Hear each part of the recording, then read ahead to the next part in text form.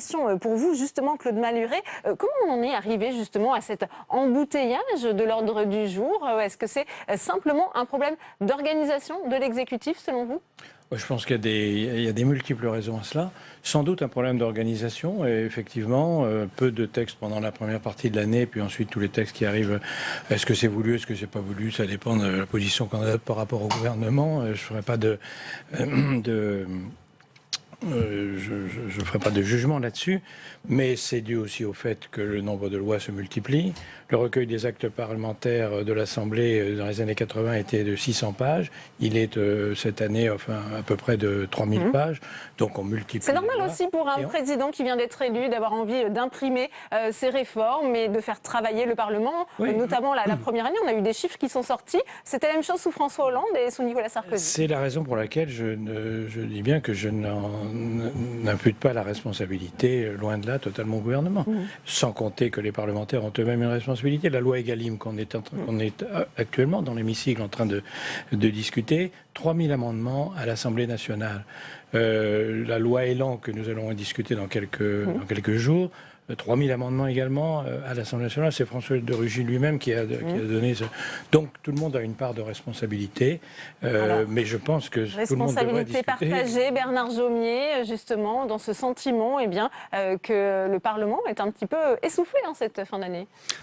Oui, enfin, moi je suis assez d'accord. Il y a une part qui est indépendante d'Emmanuel Macron, qui est que c'est un effet de la semi-présidentialisation du régime, avec le quinquennat, les législatives qui suivent la présidentielle, et un président qui il sait qu'il doit aller vite, et donc il veut faire passer toutes ces grandes lois en début de législature. Puis il y a un deuxième effet qui, lui, est lié à Emmanuel Macron, qui est qu'il a assez peu de respect pour les parlementaires, comme il a assez peu de respect pour les élus locaux, pour les territoires, pour les syndicats, pour les corps intermédiaires. Et donc, la confluence de ces deux facteurs fait qu'on a un calendrier législatif qui est tout à fait insupportable. Et on va mal faire la loi. Parce qu'il faut bien dire ça, c'est que quand on fait trop vite la loi, on fait mal. On va y venir sur les conséquences. On accueille Catherine Procaccia. Bonjour, vous êtes sénatrice LR du Val-de-Marne. Vous qui êtes élue depuis 2004, est-ce que vous avez ressenti justement cette accélération du calendrier législatif, tout particulièrement cette session ? Eh bien, non. Je suis désolée. J'ai le sentiment, et ce sentiment, j'ai voulu aller le vérifier avant d'arriver ici sur votre plateau, que c'est pas nouveau.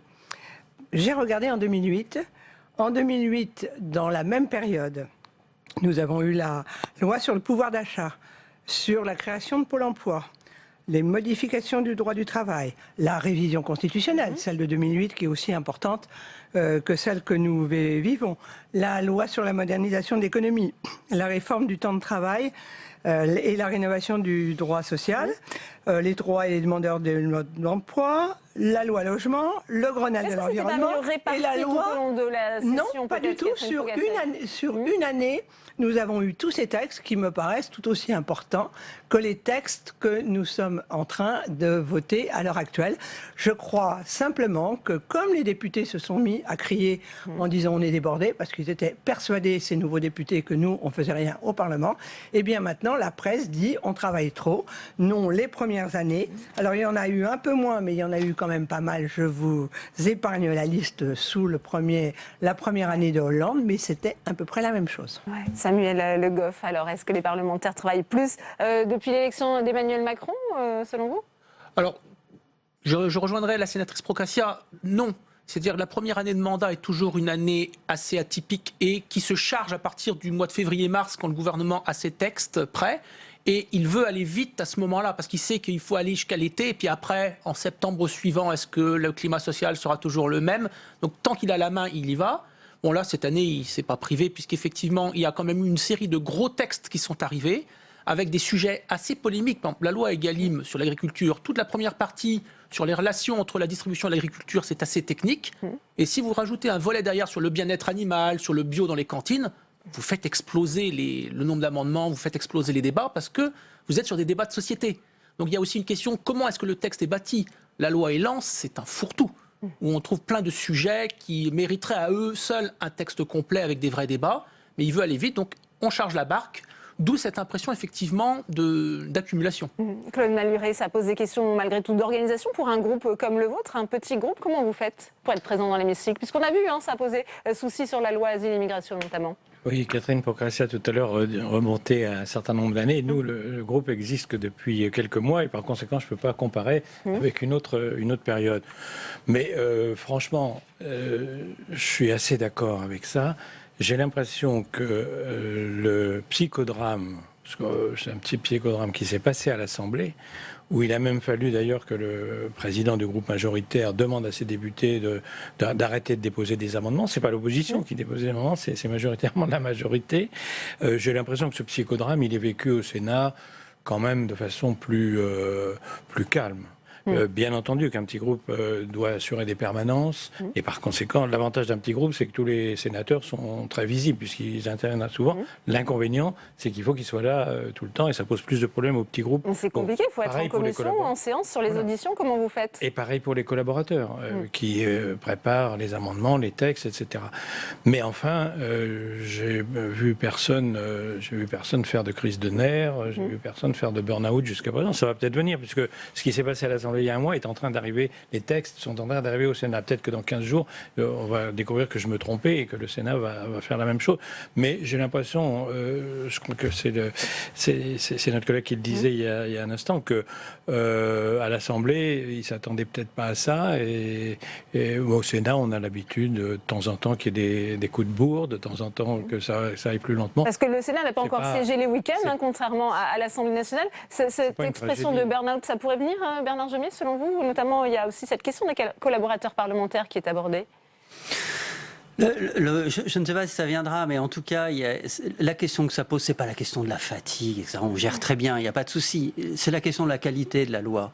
Et quand vous regardez que la loi alimentation qu'on est en train de finir de discuter, il y a les revenus des agriculteurs dedans, mais il y a le développement durable, il y a le bien-être animal, ça a été dit, il y a l'exposition chimique dans l'alimentation. Il y a des questions importantes et la discuter en 3-4 jours, c'est pas satisfaisant. Je veux dire, il faut bien. On va trop vite, on fait trop de lois. La loi asile-immigration qu'on a étudiée juste avant, on en était à une vingtaine de lois en 30 ans sur la question. Donc on fait trop de lois trop vite. Et le problème, c'est vraiment pas un problème de fatigue, c'est un problème de qualité de la loi. Le Sénat, c'est une chambre de réflexion où on doit prendre le temps, on échange des arguments, on s'écoute. On n'est pas dans des postures politiciennes. On s'écoute pour faire une loi de bonne qualité. Et là, on prive le Sénat de ce qui fait sa qualité. Et je crains, moi, que ça retire de l'intérêt. Il faut quand même voir qu'un certain nombre d'amendements n'ont quasiment pas été étudiés en commission, en 10 secondes chacun, parce qu'il n'y avait pas de temps. Donc ça, on ne peut pas s'en satisfaire. Alors, je vous propose d'écouter Benjamin Griveaux, c'est le porte-parole du gouvernement qui répondait, c'était à l'issue du Conseil des ministres le 6 juin dernier, à ces critiques justement sur la fatigue des parlementaires. Écoutez. C'est une très bonne nouvelle que les députés travaillent beaucoup. Ça veut dire qu'ils sont pleinement à leur tâche de transformation du pays. Et les Français, je crois, sont sensibles au fait qu'au regard de l'urgence sociale, économique, politique, qu'a connu le pays depuis 20 ou 30 ans et face à une forme d'immobilisme, eh bien nos députés soient présents, travaillent les week-ends, on leur demande beaucoup, on en est parfaitement conscient. Et donc nos parlementaires, je veux leur tirer d'abord mon chapeau parce qu'ils ont passé les 2 derniers week-ends à travailler sur des projets de loi importants, alimentation et sur le projet de loi Élan. Et c'est important qu'ils soient pleinement à leur tâche, au service des Français. Je crois que c'est comme cela qu'ils conçoivent leur action et la mission qu'ils ont, et le mandat notamment qu'ils ont reçu du peuple français au mois de juin dernier. Catherine Procaccia, Benjamin Griveaux nous dit que c'est une très bonne nouvelle que les députés travaillent beaucoup. Est-ce que Bernard Jomier parlait d'un mépris tout à l'heure des parlementaires? Non, mais que les parlementaires travaillent, c'est tout à fait normal. Je veux dire, personne ne nous a demandé à être parlementaire. Si on est trop fatigué, on peut démissionner. Quand vous êtes salarié et que vous êtes trop fatigué, eh bien, c'est votre famille qu'il faut vivre. Alors donc, je n'ai jamais toléré en 13 ans de mandat qu'on se plaigne. Alors, on travaille beaucoup par période. Il y en a d'autres où on travaille moins. Donc ça, c'est un faux problème. Moi, le vrai souci, c'est que les textes arrivent tous en procédure accélérée.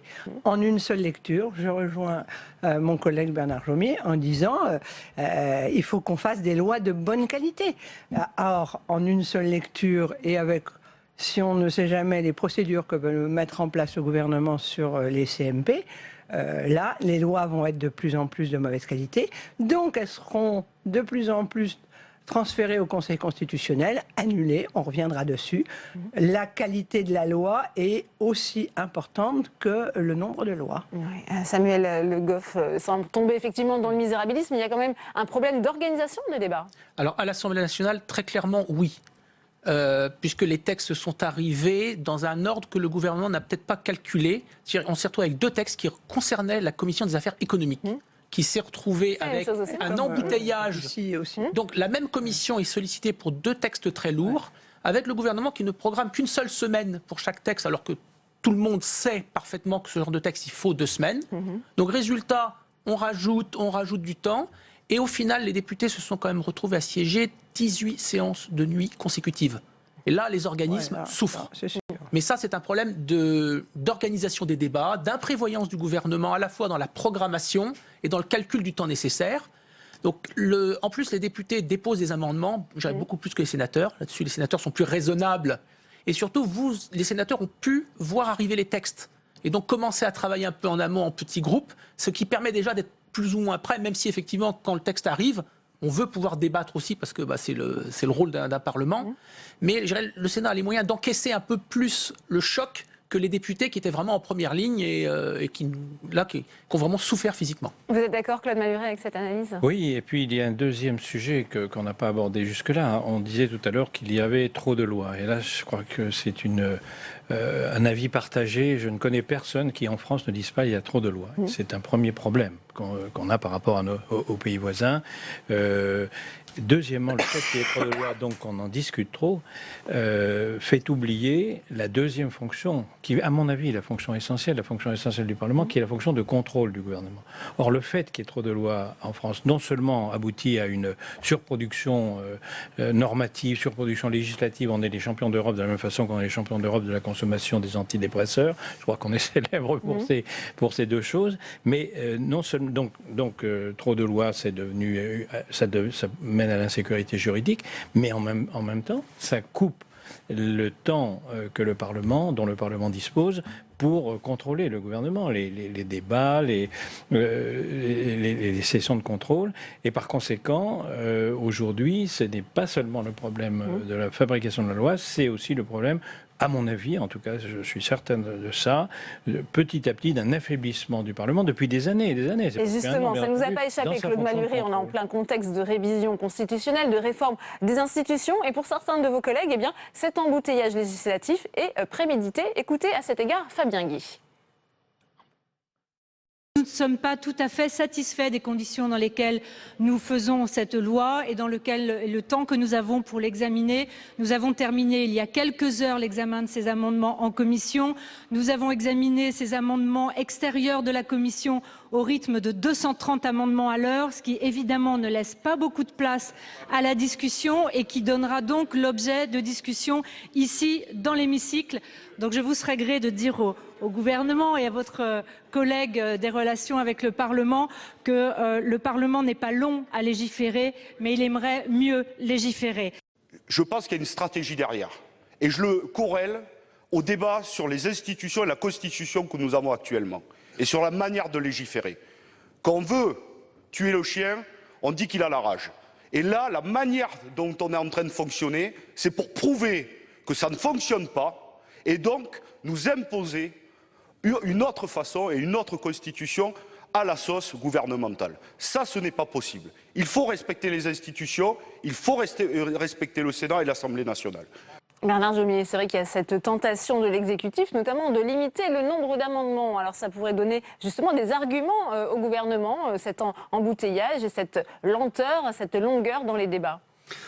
En tout état de cause, dans la discussion sur le fait de savoir s'il faut avoir toujours 2 chambres, si le bicamérisme est toujours d'actualité, la légitimité du Sénat, elle tient bien à sa façon particulière de travailler que j'ai énoncée, qui est de s'écouter, d'échanger des arguments et de ne pas avoir des polémiques politiciennes. Et là, avec le facteur temps qu'impose le gouvernement qui est extrêmement rude, cette capacité-là, elle est altérée. Et c'est difficile de ne pas y voir un acte volontaire, moi que je regrette, de la part du gouvernement qui laisse à penser que, vous voyez, le Sénat est un peu inutile dans la production de la loi. Stratégie délibérée de la part du gouvernement, selon vous, Catherine Procaccia ? J'hésite entre stratégie délibérée et amateurisme. puisque c'est pas mieux. on voit, ben oui, c'est pas mieux, c'est peut-être même pire, puisqu'on voit effectivement dans l'encombrement, en particulier de la session extraordinaire, avec des textes qui auraient pu arriver auparavant. Et quand je regarde 2008 ou quand je regarde 2012, donc 2 présidents différents, 2 premiers ministres différents, par exemple, les lois logement ne sont pas arrivées en session extraordinaire. Elles sont arrivées dans des périodes de débats normaux et au cours de la première année. Donc, ouais, j'hésite. Je ne me prononce pas. Samuel Le Goff, c'est de l'amateurisme de la part du gouvernement ou est-ce qu'il y a aussi peut-être un peu de stratégie délibérée pour mieux faire passer cette révision constitutionnelle? Alors, je dirais ni amateurisme ni stratégie délibérée. On est tout simplement dans la traduction de ce qu'est la Ve République, où l'exécutif mène la danse et l'intendance suit ou tente de suivre. Et en gros, c'est le Parlement votera au son du canon s'il le faut. Et à la limite, le gouvernement, ce qui l'intéresse, c'est de faire passer un maximum de réformes pour pouvoir communiquer dessus, faire passer des lois. Ensuite, effectivement, la qualité, ça se règle après. Et c'est vrai qu'il y a quand même aussi, il faut reconnaître les fonctionnaires parlementaires à l'Assemblée et au Sénat qui sont là pour rattraper un certain nombre de choses et faire en sorte que finalement le texte qui juridiquement sort des assemblées tienne à peu près la route. Ensuite, pour ce qui est de la qualité du débat politique, parfois effectivement, ça peut laisser des frustrations. Mais ça, à la limite, le gouvernement, moins il y a de débat politique au Parlement et mieux il se porte. Mais ça, je dirais, c'est une constante de tous les gouvernements de la Ve République parce que c'est l'équilibre des pouvoirs qui est comme ça.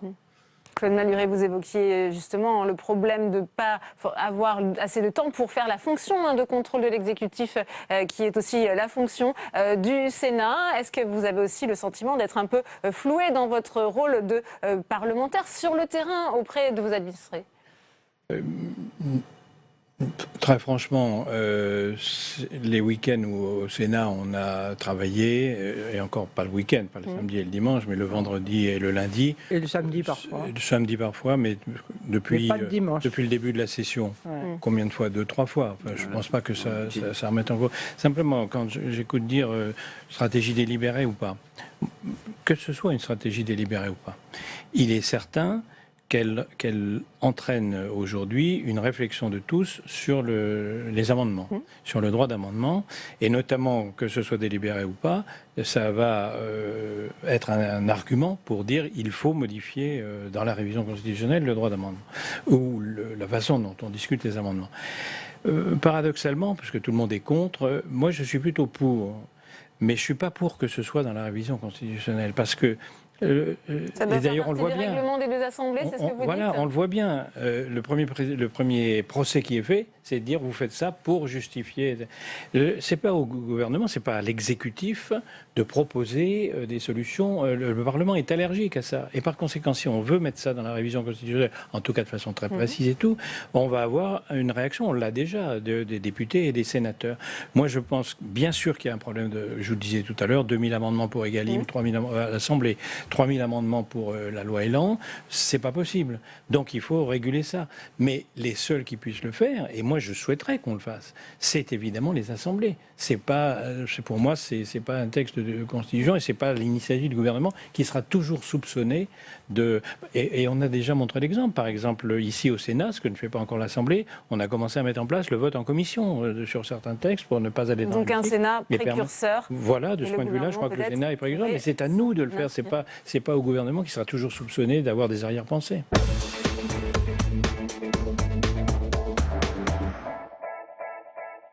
Première question pour vous, Sophie Taillé-Polian, puisqu'on a entendu justement ces précisions de Xavier Roget sur cette question du verrou de Bercy. Il va bien sûr en être beaucoup question lors des débats autour de ce projet de loi de lutte contre la fraude fiscale. Est-ce que le gouvernement pourrait soutenir la position de la Commission qui propose, alors ce qui n'est pas une suppression complète selon vous, ou aller plus loin et réellement supprimer ce verrou de Bercy? Écoutez, nous attendrons de savoir l'avis du gouvernement sur les amendements qui ont été déposés et qui sont différents selon l'option qu'on a. Donc je ne peux pas parler au nom du gouvernement. Pour ce qui nous concerne, le texte qui a été adopté par la Commission ne nous satisfait pas. Effectivement, on parle de verrou de Bercy, mais c'est inexact. Le verrou de Bercy, en ce qu'il est résumé en 4 mots dans le livre des procédures fiscales, sous peine d'irrecevabilité, donc sous peine d'irrecevabilité, personne d'autre que le ministre des Finances ne peut porter plainte auprès de la justice pénale pour des faits de fraude fiscale. Et ça, c'est toujours dans les textes. Ouais, Jérôme Bascher, c'est une brèche qu'a ouvert le Sénat. C'est un travail fait de longue haleine et de manière assez consensuelle en vérité sur ce point. Le travail que nous avons accompli il y a 2 mois, mais un travail qui est fait au Sénat depuis 2012, a consisté à regarder quels étaient les éléments objectifs qui permettaient à l'administration fiscale de transmettre au parquet. De toute façon, et c'était très bien rappelé par un de nos collègues en séance, les poursuites, ça reste le procureur qui choisit de poursuivre ou pas. Mais la transmission, la plainte est dorénavant obligatoire pour l'administration fiscale dans le texte adopté par la Commission des finances pour des fraudes d'un certain montant et avec des personnalités, notamment les parlementaires sans doute, mais des personnalités qui ont à en connaître, et également le problème de la récidive. Tout ça, ça implique une plainte obligatoire. Il n'y a plus donc la Commission des infractions fiscales. Celle-ci était l'une des parties du verrou. Cette partie-là saute. Manon Laporte, est-ce qu'on peut réellement lutter contre la fraude fiscale de façon efficace sans faire sauter complètement ce verrou de Bercy? Alors déjà, j'ai une petite observation. La commission des infractions fiscales était présentée comme une garantie des contribuables. On l'a écrit avec Ludovic Hérault il y a un certain nombre d'années. C'était pas une garantie du tout. Donc c'était une garantie complètement en trompe-l'œil. Et puis il y a d'autres façons qu'on peut poursuivre un contribuable, c'est le blanchiment de fraude fiscale. Et d'ailleurs, les juges d'instruction ne se privent pas au pôle financier. Donc on peut, en escroquerie TVA et en blanchiment de fraude, finalement, juger et faire porter le dossier au parquet financier et au juge. Donc il n'y a pas que la fraude fiscale stricto sensu. Non, mais si le juge n'a pas connaissance des faits, il ne peut pas poursuivre pour blanchiment ou quoi que ce soit. Donc l'important, c'est que les informations puissent être transmises au juge afin qu'il décide de poursuivre ou non. Vincent Charmoyeux, peut-être, le point de vue des magistrats. On est très loin de lever le verrou, très très loin. On est donc un aménagement purement cosmétique. Le principe, c'est aujourd'hui, sur une cinquantaine de milliers de dossiers de fraude fiscale qui sont décelés chaque année, il y en a environ 4000 qui concernent à la fois des faits nettement frauduleux et des faits qui dépassent 100 000 euros de préjudice. Sur ces 4000, aujourd'hui, il n'y en a que 1000 qui sont soumis à la justice. C'est-à-dire qu'il y en a 3000 qui disparaissent, pour lesquels il n'y aura pas de sanction pénale, pas de poursuite. C'est des délits qui sont commis pour lesquels, du seul fait de l'administration fiscale, il n'y aura pas de poursuite parce que l'administration fiscale, pour des raisons qui lui appartiennent, qui sont en tout cas parfaitement opaques, ne souhaitent pas porter ces 3000 dossiers devant les tribunaux. D'où viennent ces blocages? Simplement, sur l'amendement qui est prévu, on va passer de 1000 sur 3000 à environ 1300 sur 3000. On est dans l'aménagement à la marge. Le verrou, on ne l'en trouve même pas. Alors, il faut parler du principe de réalité. Le principe de réalité, c'est que lorsque les dossiers sont transmis à la Commission des infractions fiscales, donc pour les dossiers les plus importants, pas pour dire une petite fraude occasionnelle. Pour le dossier le plus important, ça ne donne lieu chaque année qu'à 70 condamnations. C'est pas de prison. 70 condamnations de prison, c'est quand même qui ne sont pas. Non, attendez. Non, mais attendez. 70 détentions fermes, 70 dossiers. On ne peut pas savoir si ce sont les dossiers les plus importants. 4 personnes ont été finalement condamnées. Et quand vous pensez que le plus exemplaire des cas n'a pas été condamné à de la prison ferme. Quel exemplaire? Celui de l'ancien ministre du Budget. 2 ans ferme. Il ne va pas en prison pour le français. Si vous appelez ça de la bonne justice, aux yeux des Français, c'est la justice à 2 vitesses. Alors, ça prouve peut-être qu'il y a des évolutions à apporter. Et c'est donc là qu'il y a un problème. La justice, aujourd'hui, n'est pas une vraie garantie derrière par rapport mais l'opacité du ministère des Finances n'est pas une garantie non plus. Parce qu'aujourd'hui, vous parlez des dossiers les plus graves, mais ce n'est pas vrai. Il y a 4000 dossiers chaque année, et les chiffres sont à peu près constants chaque année, qui sont des faits de fraude quand même relativement graves. Or, il n'y en a que 1000 qui sont transmis à la justice, et on ne sait pas quels sont les critères qui président au choix de tel ou tel. Donc, il est absolument indispensable que ces 4000 dossiers, les critères sont définis par circulaire, mais sont totalement opaques. Et d'aucuns disent que ces circulaires ne sont pas extrêmement bien, ne sont pas très bien mises en œuvre. puisque d'ailleurs tout le monde concorde à dire qu'il faut mettre des critères dans la loi. Si ça fonctionnait, alors personne ne dirait qu'il faut les mettre dans la loi. Or, il faut les mettre dans la loi et de manière... Oui, mais vous les avez mises de manière cumulative. Alors quels sont-ils ces critères? C'est bretelles, etc. C'est tout à la fois qu'il faut avoir fait pour passer devant le juge. Je pense qu'il y a un certain nombre de ces critères, ils ne doivent pas être cumulatifs. C'est si on récidive avec une fraude grave, on passe devant le juge. Si c'est un montant important, on passe devant le juge. Ou si on est dans le cas de fraude aggravée, type homme de paille, compte à l'étranger, on passe devant le juge. Il ne faut pas que ce soit tout ensemble. Alors, Sophie Taillé-Polian, on va peut-être écouter Gérald Darmanin, puisqu'il a laissé justement entrevoir qu'il allait peut-être soutenir le Sénat. Il l'a dit à François Vignal et Samia Deschaux. Écoutez. Combien représente la fraude fiscale en France? De très nombreux chiffres sont avancés. Comme toujours, il est difficile de définir un montant de quelque chose qui est caché. J'entends des chiffres qui sont parfois donnés de 60 à 80 milliards. Je m'étonne de ces montants qui correspondent parfois à l'exact montant de déficit public.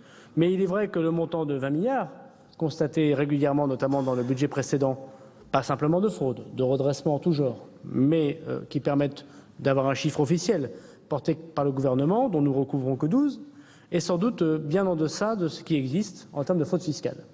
Je dirais donc à première vue que le montant de la fraude fiscale se situe entre 20 et 80 milliards d'euros par an. On voit que c'est difficile, qu'il y a effectivement beaucoup d'opacité sur ces chiffres de ce que représente la fraude fiscale en France. Vincent Charmoyeux, qu'est-ce que ça vous inspire ? Par définition, la fraude fiscale, c'est une activité occulte. Ce sont des faits qui ne sont pas déclarés. On est contraint à estimer. Après, moi, je ne veux même pas rentrer dans le débat de savoir si c'est 20 milliards, 30 milliards, 40 milliards ou 80 milliards. C'est un phénomène qui est massif, qui porte sur des sommes extrêmement importantes. Pour mémoire, on a une justice qui a des moyens qui font de nous la honte de l'Europe. Le budget des tribunaux, c'est 3 milliards par an. Voilà, ça remet les choses en perspective. 20 milliards, c'est pas rien. Et quand bien même ce serait uniquement 20 milliards, c'est déjà énorme et ça nécessite des mesures bien plus vigoureuses et bien plus sérieuses que ce qui est envisagé en l'espèce. Manon Laporte, le gouvernement manque son objectif de lutte contre la fraude fiscale avec ce texte, selon vous ? Non, je pense que déjà, c'est quand même une avancée certaine. Mais ce que je dois dire, c'est qu'à un moment donné, l'administration fiscale, je ne la défends pas du tout, doit savoir si on peut recouvrer ou pas de l'argent dissimulé. Donc, est-ce que c'est forcément en portant plainte, parce que c'est aussi un levier d'action? Non, mais c'est la réalité des choses. Est-ce qu'on peut obtenir? On leur dit, bon, écoutez, dans certains dossiers, moi-même, j'ai été à la manœuvre, je leur ai dit, bon, écoutez, vous voulez recouvrer de la TVA ou pas? Si vous voulez recouvrer de la TVA, on abandonne. C'est l'objet d'une transaction. Tout dépend quelle est l'ambition. C'est comme ça que ça se fait. Et alors, à un moment donné, on préfère recouvrer. Tout dépend quelle est l'ambition. En effet, c'est l'administration fiscale aujourd'hui qui décide si on va poursuivre ou pas. Elle le décide pour des critères et des motifs qui sont les siens et qui tiennent uniquement à est-ce que ça va faciliter le recouvrement ou pas. Non. Et uniquement dans l'idée de recouvrer le mieux, le plus vite, les sommes fraudées. C'est quand même essentiel. Alors, c'est peut-être essentiel, en effet. Mais ça se réduit à récupérer ce qui a déjà été fraudé et on abandonne. Pas du tout. Non, vous ignorez les procédures fiscales. Alors, on abandonne. Vous ignorez les procédures fiscales, monsieur. On abandonne toute perspective de dissuasion. Vous ignorez totalement la procédure fiscale. Si quand quelqu'un... C'est dommage. La transaction sur le montant même. Sophie Taillé-Polian, vous souhaitiez intervenir, allez-y. Oui. Écoutez, effectivement, moi, ce que je souhaite dire, c'est que M. Bacher parlait d'une justice à deux vitesses. Et effectivement, quand on voit qu'il y a des fraudeurs qui peuvent discuter tranquillement et que pour certains petits délits, on passe immédiatement devant le juge, là, je pense qu'effectivement, il y a une justice à deux vitesses. Quand vous voulez un autoradis, on ne se contente pas de vous demander de le rendre. Après, je pense aussi qu'il faut... la fraude fiscale fait l'objet de sanctions de l'administration qui sont quand même des sanctions relativement importantes. Donc tout le monde s'accorde à dire que l'intégralité des fraudes ne doivent pas être transmises aux tribunaux. Cependant, les fraudes les plus graves doivent l'être. Et ceci de manière suffisamment large pour que l'effet dissuasif soit maximum. Monsieur Bacher disait la justice ne condamne pas. Mais si la justice ne condamne pas aujourd'hui, c'est qu'elle a le sentiment, et à mon avis ce n'est pas qu'un sentiment, qu'on ne lui transmet pas les dossiers les plus importants. Les entreprises qui fraudent réellement, avec lesquelles on préférera discuter. Donc moi je pense qu'il est temps de cesser avec cela, parce que cela fait que dans notre société, les gens qui payent honnêtement les impôts, c'est ce que vous dites, évidemment, se sentent floués. Oui. Peut-être, Jérôme Bachere, sur l'efficacité de ce projet de loi, puisque il y a eu beaucoup de lois, notamment dans le précédent quinquennat, de lutte contre la fraude fiscale, et là, on voit encore un nouveau texte. C'est toujours la même chose entre, vous savez, le bouclier et l'arme. Hein. C'est la même chose. Aujourd'hui, et dans le texte, nous en parlons, il y a toutes les fraudes liées aux plateformes numériques. Donc là, il faut inventer des nouvelles solutions. C'est ce que nous avons fait au Sénat, dans la Commission des finances. Mais à chaque fois, il va falloir refaire des nouveaux textes. Et je crois que notre collègue centriste le disait, parler de nouveau de la fraude fiscale cette année, ce n'est pas une fois de trop. Ce sera toujours un des sujets tant qu'il y aura des impôts. Comme j'ai dit au ministre, c'est plus simple de supprimer les impôts pour dire qu'il n'y a pas de fraude fiscale. Car les montages financiers sont de plus en plus complexes et on a encore vu le scandale des Panama Papers. Est-ce qu'avec ce texte, par exemple, on pourrait éviter un tel scandale, Jérôme Bachere ? Certes non. Certes non. Il ne faut pas arrêter de s'illusionner. Mais en revanche, on va permettre et obliger les plateformes numériques à avoir un numéro de TVA. Aujourd'hui, quand vous achetez sur Internet, le numéro de TVA n'est pas là, et donc vous avez parfois votre téléviseur 20% moins cher. Ces 20%, il ne faut pas chercher tellement où c'est passé dans de la fraude à la TVA. Eh bien, nous allons lutter contre cela avec ce texte. Alors, je voudrais apporter. Ce texte ne répond pas à un enjeu qui, à mon sens, est majeur, qui est la différence entre l'optimisation fiscale et la fraude fiscale. Et je pense qu'à partir du moment où il y a un montage qui est fait principalement, substantiellement, pour ne pas payer d'impôts et un tout petit peu parce que ça fait de l'activité économique, il faudrait qu'on arrive à changer la loi et changer la Constitution pour faire en sorte que cette zone grise qui pose aujourd'hui problème n'existe plus, que les choses soient claires. C'est le cas dans un certain nombre de pays comme au Royaume-Uni. Nous devrons certainement pour ce faire changer la Constitution puisque le Conseil constitutionnel a jugé que ce n'était pas possible dans l'État. Mais c'est demain, vraiment, l'enjeu sur lequel il faut se concentrer. Avant de poursuivre ce débat, on retourne salle des conférences où nous attend Tam Tranui pour une réaction. Vous êtes avec le sénateur communiste du Nord, Éric Bocquet, c'est à vous. Et oui, un des grands spécialistes de l'évasion fiscale ici au Sénat, Éric Bocquet. Tout simplement, est-ce que le projet de loi de lutte contre la fraude qui est discuté cet après-midi, pour vous, va assez loin? Je suppose que non, vu le nombre d'amendements que vous portez. Oui, beaucoup d'amendements, effectivement, pour tenter de renforcer le contenu de ce texte qui a une portée vraiment très limitée, qui n'a pas vraiment d'ambition globale. Un texte d'affichage, en quelque sorte, pour vous? Un texte d'affichage, à mon avis, mais qui ne va vraiment pas au fond des choses. Il n'y a rien sur les GAFA, par exemple, le grand sujet du moment, l'économie numérique, ces grands groupes les géants du numérique, Amazon, voilà, etc. qui échappent pour l'essentiel à l'impôt. On a cité quelques exemples. La liste des paradis fiscaux européennes qu'on veut fusionner avec la liste française, c'est une plaisanterie, très honnêtement, parce que aucun État membre de l'Union européenne n'y figure. On peut parler de l'Irlande, du Luxembourg, qui a, depuis l'affaire LuxLeaks en 2016, signé 599 rescrits fiscaux du même tonneau que ceux qui avaient été dénoncés précédemment. Voilà, le Luxembourg ne figure pas sur cette liste des paradis fiscaux, c'est un non-sens absolu. Donc cette liste est inopérante, inefficace. C'était étonnant parce que finalement, il y a eu plusieurs scandales sur l'évasion fiscale. Il y a eu plusieurs textes qui ont tenté de répondre à cela. Et finalement, est-ce que la loi a réussi à évoluer au fur et à mesure des scandales, ou est-ce que pour vous, les choses continuent de piétiner? Je pense qu'on n'a pas une approche suffisamment globale. Il n'y a aucun élément sur l'international non plus dans ce texte. Et à l'évidence, la France doit avoir un rôle pilote. Je suis le premier à le dire là-dessus. On ne doit pas attendre que les autres fassent pour faire. La France peut bouger, peut influer et peut peser au sein de l'Union européenne, par exemple, pour avoir une action internationale. Et à l'échelle mondiale, voilà, c'est une mesure qu'on avait portée il y a quelques semaines ici dans l'hémicycle, d'une COP fiscale, d'une COP de l'harmonisation fiscale dans le monde. Voilà. Un mot tout de même sur la question du verrou de Bercy, avec ces apports de la Commission. C'est une suppression partielle. Pour vous, est-ce que c'est mieux que rien ou c'est un trompe-l'œil? Suppression partielle, effectivement, c'est insuffisant, ça ne va pas assez loin. C'est pas ça qui sera de nature à restaurer la confiance de nos concitoyens dans la politique au sens large, parce qu'on est toujours dans le sentiment qu'il y a une justice à deux vitesses, et ça, c'est inacceptable dans cette République. Bien, merci beaucoup, Éric Bocquet, d'avoir répondu à mes questions. Merci Tam pour cette réaction. Vincent Charmaillon, on voit qu'il y a aussi un problème d'harmonisation fiscale. Ça, c'est un frein à la lutte contre justement la fraude fiscale, selon vous?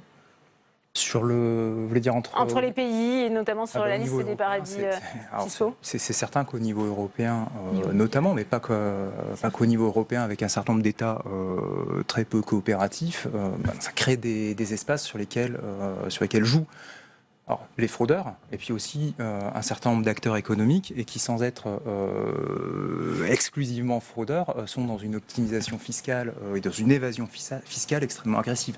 Ça, c'est certain qu'on est très insuffisant sur ce plan-là, et l'extension de la liste des paradis fiscaux, c'est vrai que ça pose la question des pays européens qui ont un comportement extrêmement problématique. En premier lieu, le Luxembourg, l'Irlande et puis aussi les Pays-Bas. Manon Laporte, on sait que le gouvernement envisage aussi de rendre public le nom des grands fraudeurs, ce qu'on appelle en anglais le name and shame. Ça, c'est une mesure suffisamment dissuasive ou on est plutôt dans le gadget, selon vous? Moi, je pense que c'est très dissuasif parce que les entreprises n'aiment pas qu'on voit leur nom à côté. C'est une atteinte à la notoriété, une atteinte à leur image. Et je pense que c'est une bonne mesure. Parce que ça permettrait effectivement que les entreprises évitent de frauder. Mais je voulais vous réagir à l'abus de droit fiscal dont vous avez parlé. C'est pas de la fraude. Alors, c'est vrai que c'est limite la fraude. Il ne faut pas confondre tous ces termes. Non. L'abus de droit fiscal, c'est 80% ou 40% en cas de manœuvre frauduleuse. Et donc, c'est pas vraiment de la fraude fiscale. Et je rappelle quand même 2 secondes qu'il y a souvent faute morale, madame. Faute morale, de vouloir à tout prix échapper à l'impôt. Non, mais la faute morale, c'est ça aussi sur lequel on doit réfléchir. Elle n'est pas pénalement répréhensible. Non, donc à ce moment-là, il faut réajuster les textes. Mais ce que je vais vous dire, c'est qu'il y a le blanchiment de fraude fiscale permet quand même de condamner un certain nombre d'individus à de fortes peines et qui ne passent pas par la CIF, la Commission des infractions fiscales. Il ne faut pas l'oublier. Il y a l'escroquerie à la TVA et le blanchiment de fraude fiscale. Et l'article 40 qui permet aux agents, évidemment, de dénoncer tout type d'infraction. Donc vous avez quand même un arsenal juridique qui est présent. Mais insuffisant, Jérôme Bascher. Oui, alors c'est bien pour ça qu'on a essayé de compléter, puis d'essayer de remettre de la confiance. Faut quand même dire les choses très clairement. La fraude dont il s'agit, on a souvent en tête des personnalités richissimes. Ce n'est pas l'ensemble des sujets, loin de là. 80% des cas de fraude, ce sont des sujets d'entreprise. Et si la loi est si compliquée, eh bien c'est pour cela qu'on fait de l'évasion fiscale, c'est pour ça qu'on fait des montages complexes. Si on simplifiait un peu nos lois fiscales, si on les harmonisait au niveau européen, bien sûr, là je suis totalement d'accord. Vous cherchez des excuses aux fraudeurs, Jean Bascher, non? Non, je ne cherche pas d'excuses aux fraudeurs, je veux être justement que les sanctions soient claires, nettes et impitoyables. Et l'administration qui aujourd'hui là-dessus est nette, claire et impitoyable, c'est Bercy. Car Bercy sait reconnaître, sait prendre à la source l'impôt et recouvre non pas, comme vous l'avez dit, les sommes dues, mais les sommes dues plus 40%, plus 80%, plus 100%, et éventuellement, et les transactions passent devant une commission des transactions qui est totalement transparente. Et donc c'est là encore, je crois, une erreur. Je vous invite à lire mon rapport sur le sujet. Vincent Germain, c'est vrai que le gouvernement, on le voit bien, a plutôt l'intention de récupérer de l'argent plutôt que faire condamner les gens. Oui, voilà, en abandonnant toute dissuasion. C'est un peu le problème. Et quand on parle des plaintes qui sont déposées pour les faits les plus graves, excusez-moi, mais en tant que praticien, je rigole. Moi, je veux bien entendre parler de mon ignorance de l'autre côté de la table.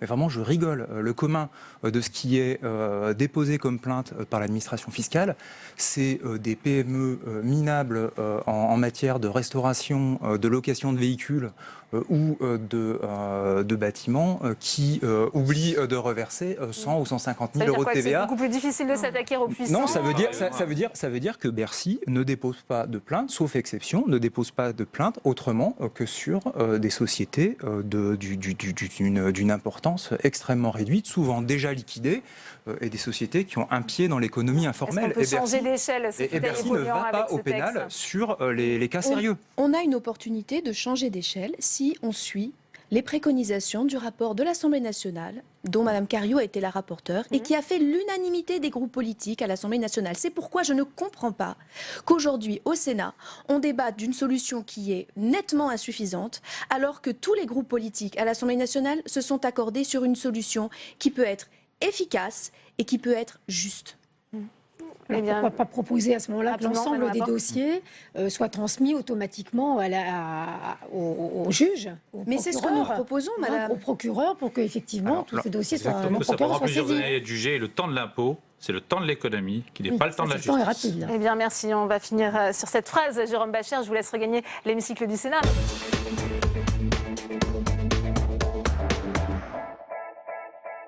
Dominique Vérien, on vient d'entendre Marlène Schiappa, suivi des précisions de la garde des Sceaux, Nicole Belloubet. Sur cet article 2, finalement, le gouvernement se range bien à la fois aux demandes des associations, mais aussi à la délégation aux droits des femmes du Sénat. C'est une bonne nouvelle, une petite victoire, selon vous ? Alors, c'est une très bonne nouvelle pour ce point-là, mais elle ne se range pas globalement sur l'avis ni de la délégation des femmes, ni des associations qui, je vous le rappelle, souhaitaient qu'il y ait un âge du consentement qui soit posé. Cet âge a été défini à 13 ans après réflexion et après mûrs travaux. Et nous n'avons pas encore obtenu ça. Maintenant, le texte est en discussion au Sénat. Des amendements vont être posés dans ce sens. Et peut-être qu'à la fin de cet après-midi, nous aurons cette bonne nouvelle, autant pour les associations que pour les victimes, que nous pourrons enfin dire que sous un certain âge, avoir une relation sexuelle entre un adulte et un enfant, c'est une chose interdite. Jacques Bigot, comment avez-vous accueilli justement ce changement de pied finalement de la part du gouvernement ? Mais je pense d'abord que le gouvernement a eu tort de vouloir se placer sur le terrain du viol. Le viol, c'est effectivement le fait d'imposer une relation sexuelle à un mineur ou à un majeur sans son consentement. Et avoir un débat autour du consentement complique les choses. Et donc le premier texte du gouvernement qui a été retoqué par le Conseil d'État partait sur une présomption de non-consentement. La seule solution, c'est de dire on est dans d'autres choses. Il est interdit pour un adulte d'avoir une relation sexuelle avec un mineur de 13 ans, ça me paraît raisonnable. Et s'il y a une telle relation, c'est un crime. Le cas de l'inceste, c'est la même chose. Et donc si on n'est pas dans ce texte-là, on ne fera rien et on aura des débats impossibles sur le consentement, parce qu'on est capable, et on l'a vu dans les dossiers, en cour d'assises, on est capable d'un jury populaire est capable de penser à un moment donné qu'une fille de 11 ans était consentante à une relation sexuelle avec un adulte. Et c'est la raison pour laquelle vous avez les procureurs de la République, comme ça s'est passé dans l'Essonne, qui préfèrent utiliser le délit d'atteinte sexuelle, ou qu'on appelle agression sexuelle, mais le texte parle d'atteinte sexuelle, pour effectivement s'assurer que l'adulte soit condamné et qu'il n'y ait pas ce risque qui peut exister aux assises d'incompréhension que une petite fille ne peut pas avoir séduit un adulte et consentir à une relation sexuelle. Il faut l'affirmer clairement. Jacques Coulon, sur justement ce point, cette disposition qui était donc créée par le projet de loi du gouvernement qui aggravait donc le délit d'atteinte sexuelle avec pénétration, on vient d'entendre à la fois Nicole Belloubet et Marlène Schiappa, ça ne figurera plus dans le texte proposé par le gouvernement. Ah, tout à fait. Je partage l'avis de monsieur le sénateur Bigot sur la question du consentement qui actuellement est extérieure à la définition du viol et pour moi qui doit rester extérieur. Le viol, c'est l'acte de pénétration sexuelle par contrainte, menace, violence ou surprise. Et ce sont ces éléments-là qu'il est important de caractériser sans avoir à se poser le consentement éventuel d'un enfant qui, évidemment, le consentement d'un jeune enfant à un acte sexuel est totalement impossible à concevoir. Par conséquent, cette notion de contrainte, violence, menace ou surprise est la notion pivot de l'ensemble du dispositif. Et lorsqu'il n'y a pas de contrainte, violence, menace ou surprise, il y a cette infraction d'atteinte sexuelle que l'on peut aggraver, puisqu'actuellement elle est punie de 5 ans d'emprisonnement. Le projet prévoyait 7 ans. Et puis, j'allais dire, le dernier projet en cas de pénétration, 10 ans. Le fait de ramener ou de ne pas se poser la question de pénétration sexuelle évite effectivement une interférence entre le viol, c'est-à-dire avec contrainte, violence ou surprise, et l'atteinte sexuelle qui pouvait donner lieu à un excès de correctionnalisation lorsque le parquet pouvait avoir des doutes sur, non pas... Donc c'est écarté maintenant, voilà. Justement, ces doutes sur ça paraît la correctionnalisation. Il y a raison de plus pour fixer du coup un âge aussi où on n'aura plus besoin d'avoir à prouver ces fameuses violences, menaces... Alors on va y venir, si vous voulez bien, Dominique Vérien. On va donner la parole à Laure Salmona, qu'on n'a pas encore entendu. Vous saluez également cette décision du gouvernement ? Oui, tout à fait, parce que les enfants sont quand même les premières victimes de violences sexuelles. Et il est très important de les protéger, c'est primordial. Ils ne le sont pas aujourd'hui, parce que l'interdit qui est posé en termes de délit d'atteinte sexuelle lors d'un rapport ou un acte sexuel entre un adulte et un enfant et un mineur de moins de 15 ans ne constitue pas un crime. Et on en parlait tout à l'heure, ce qu'il faudrait, c'est une criminalisation, c'est-à-dire un seuil d'âge qui permette une criminalisation de tout viol sur mineurs. Ce qui se passe aujourd'hui, c'est que... alors, il y a une jurisprudence depuis 2005 qui protège les enfants qui ont moins de 6 ans. C'est-à-dire qu'on considère qu'un enfant de moins de 6 ans, il y a forcément contrainte ou surprise et qu'il ne peut pas consentir à un acte sexuel avec un adulte. Mais pour les enfants de plus de 5 ans, ce qui se passe, c'est quand il y a une défense agressive, en fait, on a tout un tas de débats qui vont être très nauséabonds, qui vont tenter de prouver que l'enfant était consentant, qu'il était séducteur, qu'il l'a cherché, avec toute la culture du viol qu'on peut connaître et la culpabilisation des victimes. Tout ça, c'est totalement contraire à l'intérêt supérieur de l'enfant. Intérêt supérieur de l'enfant qui, dans la Convention internationale des droits de l'enfant, est très importante. Et même la CNCDH, là, dernièrement, c'était pas un avis, c'était une déclaration, l'a rappelé. Alors, on va réécouter la garde des Sceaux, Nicole Belloubet, puisqu'elle a expliqué justement pourquoi le gouvernement a changé de pied sur cet article 2. Écoutez. La position du gouvernement a évolué.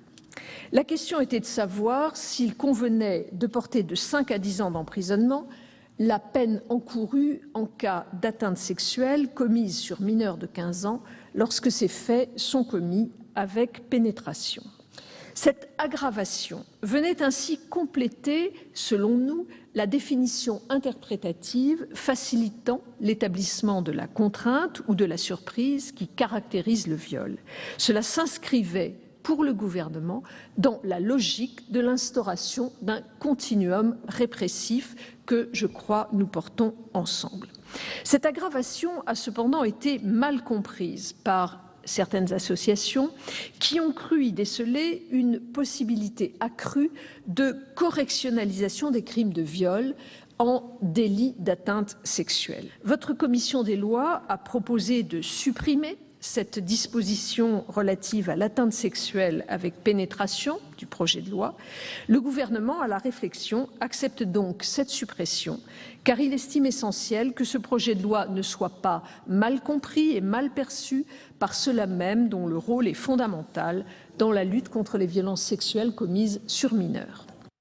Il y avait un risque d'incompréhension, justement, de mauvais signaux qu'on pouvait envoyer aux victimes avec cette première version, selon vous, Dominique Vérien ? Très clairement, puisqu'il y avait un vrai risque de correctionnalisation plutôt que de pénalisation. Or, il est important pour une victime, surtout pour sa reconstruction et encore plus pour un enfant, de savoir qu'il a été victime d'un crime et pas simplement d'un délit. Et donc, il est très important de pouvoir punir sévèrement.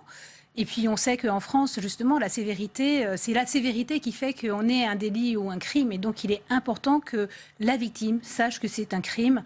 Et c'est pour ça que c'est bien d'être revenu sur ce sujet et d'éviter une correctionnalisation trop importante. Alors l'autre argument, c'était de dire que ça permettait d'aller plus vite. Mais est-ce qu'on construit une société sur simplement des manques de moyens dans la justice ? Je pense que non, on est en train de travailler sur de l'humain. Et donc il faut se donner les moyens, au contraire, de répondre rapidement, mais à un crime et pas à un délit. En revanche, là où la position du gouvernement diffère de celle du Sénat, c'est bien sur cette question de présomption de culpabilité, de contrainte. Jacques Bigot, on sait que si on fixe un seuil, eh bien, on peut porter atteinte aux droits de la défense. En tous les cas, c'est ce que nous dit le gouvernement. Moi, je pense que le gouvernement a évolué en disant finalement, je ne ferai plus ce que j'ai promis de faire. C'est surtout ça le problème. Et donc, nous proposons des choses qui vont dans ce crime nouveau, en fait, qui est de dire la relation sexuelle avec un enfant de moins de 13 ans, un mineur de 13 ans, avec pénétration, soit une fellation ou une sodomie, est un crime, parce que c'est un interdit. C'est un interdit qu'il faut poser, comme on pose l'interdit de l'inceste, de la même manière, et on le pose de manière claire. Et comme ça, il n'y a plus de débat. L'adulte peut éventuellement contester le fait qu'il lui est reproché la pénétration et l'atteinte sexuelle. Et puis d'ailleurs, la notion d'atteinte sexuelle, si on regarde le code pénal, c'est un délit qui vise une atteinte sexuelle sans violence, etc. C'est la caresse à l'enfant, le contact physique, éventuellement même la fellation faite à l'enfant. On n'est pas du tout dans la même notion. Et on arriverait, si on suit en état le gouvernement dans ce qui a été dit tout à l'heure par la garde des Sceaux, à ce qu'il y ait moins de répression pour des actes sexuels de cette nature imposés à des enfants. Donc on va à l'encontre de ce que le président de la République lui-même a dit au lendemain de ce qui a scandalisé tout le monde, c'est-à-dire cet acquittement aux assises et puis cette poursuite par le procureur de l'Essonne en correctionnel. Et on sent bien que c'est des sujets compliqués, il faut bien le dire, très compliqués. C'est un sujet sensible et compliqué. Sur les droits de la défense, est-ce qu'il serait justement un peu remis en question si on fixait un seuil, justement? Ce qu'il est important, c'est de ne pas créer de présomption de culpabilité. La notion pivot de la procédure pénale en France, c'est la présomption d'innocence et c'est à l'accusation de prouver la culpabilité de la personne qui est poursuivie. Après, il appartient au législateur de fixer les éléments constitutifs des crimes et des délits et de préciser que dans tel cas, il y a crime ou pas. Ce qui est important aussi, c'est que les droits de la défense permettent à la personne de se défendre en disant, par exemple, que l'élément intentionnel du crime, c'est-à-dire la volonté, fait défaut, peut-être parce que, par exemple, elle ignorait l'âge du mineur ou que l'acte n'a pas été commis. Mais il est absolument indispensable que... quand on parle de présomption, la présomption ne soit pas, comme on dit, irréfragable, c'est-à-dire qu'on ne puisse pas rapporter la preuve contraire. Il faut aussi éviter, à mon sens, de créer une présomption qui serait qu'une présomption simple. Parce qu'une présomption simple, le Conseil constitutionnel a eu l'occasion de le préciser, la présomption simple ne peut se concevoir en matière pénale qu'à titre tout à fait exceptionnel. Et actuellement, c'est prévu dans notre code pénal pour des infractions au code de la route, comme le problème de stationnement. Et le Conseil constitutionnel pose des conditions très, très strictes dans cette matière. Donc à mon sens, il faut éviter de créer une présomption de culpabilité. En tout cas, il est impossible de créer une présomption irréfragable. Oui. Laure Salmona, on ne peut pas créer non plus, c'est ce que nous indique Jackie Coulon, de présomption de culpabilité. Mais on peut créer un crime de viol sur mineur, en fait, tout simplement, sans entrer dans des débats sur la présomption. Enfin, en tout cas, ça a été fait dans plusieurs pays européens, notamment en Angleterre, en Espagne, en Suisse, en Belgique, en Allemagne, au Danemark, etc. Des seuils entre 16 et 14 ans. Il n'y a pas eu de problème avec la Cour européenne des droits de l'homme. Je ne vois pas ce qui empêcherait, en fait, au nom de l'intérêt supérieur de l'enfant, de les protéger. Parce qu'aujourd'hui, avec l'atteinte sexuelle, en fait, qui pose un interdit d'actes sexuels entre un adulte et un enfant, mais ne le criminalise pas, n'en fait ni une agression sexuelle ni un viol, on considère quelque part l'enfant comme un complice de ce délit. Donc, pour la reconstruction de l'enfant, c'est vraiment terrible. Et les correctionnalisations en atteinte sexuelle, c'est énorme. C'est-à-dire qu'aujourd'hui, les viols sur mineurs, c'est plus de la moitié des plaintes instruites qui vont être correctionnalisées. Donc il faut une vraie volonté politique de changer la société et d'avoir une justice et une loi qui protègent les enfants. Sur justement la moitié des plaintes. Je n'ai pas les chiffres très précis en la matière. Il est vrai qu'il y a un certain nombre de correctionnalisations. Les unes sont décidées dans l'intérêt des victimes, parce que ça évite la comparution de la victime devant la cour d'assises, qui est toujours traumatisante. Traumatisante parce qu'il y a ce décorum de la cour d'assises, la procédure extrêmement lourde, procédure orale, donc qui oblige la victime à exposer oralement tout ce qu'elle a subi. Ça ravive toujours le traumatisme. Et dans un certain nombre de cas, c'est la motivation pour éviter la correctionnalisation. Alors, Jackie Coulon, avant de poursuivre ce débat, on retourne, vous le savez, c'est le principe de cette émission, salle des conférences, où nous attend Saveria Rogiac pour une réaction aux côtés. C'est l'ancienne ministre des droits des femmes, la sénatrice socialiste de l'Oise, Laurence Rossignol. Absolument. Bonjour Laurence Rossignol. Bonjour. Vous venez de le dire, ancienne ministre bien sûr des droits des femmes. On a après l'ouverture de cette séance une surprise, le gouvernement qui fait le choix d'abandonner le délit, la création de ce délit d'atteinte sexuelle sur mineur avec pénétration. Votre réaction, vous y étiez bien sûr très opposée. Oui, c'est une décision raisonnable qu'a pris le gouvernement. Cette incrimination nouvelle qui restait dans le domaine délictuel aurait pu avoir comme conséquence, et je pense que c'était involontaire de la part du gouvernement, de correctionnaliser massivement les viols sur mineurs. Donc c'est une bonne chose que cette infraction soit retirée. Pour autant, maintenant, il ne reste pas grand-chose dans ce fameux article 2. Exactement. L'article 2 aujourd'hui, il n'est pas assez protecteur des mineurs victimes de viol, ou il l'est ? Il ne l'est pas assez parce qu'il ne crée pas ce que beaucoup d'associations, d'experts et aussi les Français, si j'en crois un dernier sondage, demandent, c'est-à-dire une criminalisation systématique des relations sexuelles avec pénétration entre un majeur et un enfant de 12 ans et en dessous de 12 ans. Pourquoi, selon vous, le gouvernement a fait ce choix d'abandonner cette correctionnalisation de ce délit ? Pourquoi ils ont fait ce choix-là ? Parce que le choix de l'abandon de la correctionnalisation du délit est lié au fait qu'il y a eu une très grosse mobilisation de la société civile et des associations. Donc c'est face à la polémique. Avec ce risque de correctionnalisation des viols sur mineurs, et le gouvernement s'est probablement rendu compte que le risque sous-estimé au départ existait et en tout cas qu'il y avait un énorme malentendu avec les associations. Il a voulu y mettre fin. Selon plusieurs sondages, les Français seraient majoritairement favorables à une loi sur un âge de consentement sexuel des mineurs. Est-ce que vous allez tenter de faire voter ça ? Oui, je vais déposer avec plusieurs de mes collègues un amendement qui dit très clairement qu'une relation sexuelle entre un majeur et un mineur de moins de 13 ans est un crime de violence sexuelle sur enfant qui doit être puni de la même peine que le viol sur mineur. Aujourd'hui, est-ce que la justice échoue à protéger les enfants ? C'est le constat terrible que font plusieurs associations. Oui, mais je ne mettrai pas ce constat uniquement au débit de la justice. Ce n'est pas que la justice qui échoue, c'est nous tous, ce sont les services sociaux, c'est la protection des enfants, c'est tout ce qui doit se passer en amont, parce que la justice, elle intervient quand le crime ou le délit est déjà commis. Or, ce que nous voudrions, c'est que les enfants ne soient pas agressés sexuellement par les adultes, et je rappelle que l'immense majorité des agressions sexuelles sur les enfants ont lieu dans la sphère familiale. Donc ce qu'il faut, c'est briser le mur du silence. Et j'avais dit à l'époque, quand j'avais présenté le premier plan interministériel de lutte contre les violences faites aux enfants, qu'il fallait ne pas hésiter à dénoncer quand on sait ou qu'on se doute de ce qui se passe derrière les murs d'une famille. Un dernier mot, une dernière question, Laurence Rossignol, sur la présomption de contrainte. Il y a eu des divergences ici au Sénat entre la Commission des lois et la délégation aux droits des femmes sur cette présomption de contrainte en cas de relation sexuelle entre un majeur et un mineur, et ce, quel que soit l'âge du mineur. Quelle est votre position là-dessus ? Ma position, c'est qu'il serait bien que l'on retire du projet de loi la référence au discernement ou à la maturité sexuelle de l'enfant.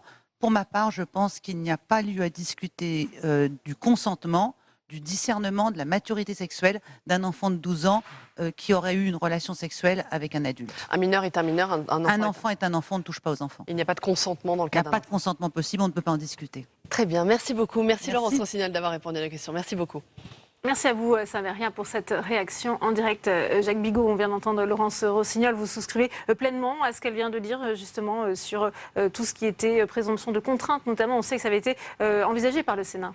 Mais je pense que clairement, nous allons tout à l'heure nous battre sur l'amendement que nous avons déposé pour effectivement que soit reconnu ce crime. Et j'espère effectivement qu'il y aura une majorité au Sénat pour ça. Parce que sinon, cette loi n'aura aucun intérêt. Ce qu'a annoncé le président de la République à la fin du mois de novembre 2017 ne sera pas fait. Et on sent bien qu'il y a eu des tergiversations de la part du gouvernement. Ce que je ne critique pas parce qu'on est sur des sujets juridiquement complexes, difficiles. Et puis il ne faut pas oublier, et ça c'est le problème, c'est que même quand des faits sont dénoncés, la preuve de ces faits n'est pas toujours simple à apporter. On se situe dans une relation entre deux personnes, c'est la déclaration de l'un contre l'autre. Et Laurence Rossignol a raison de dire que ça se passe souvent dans des sphères familiales.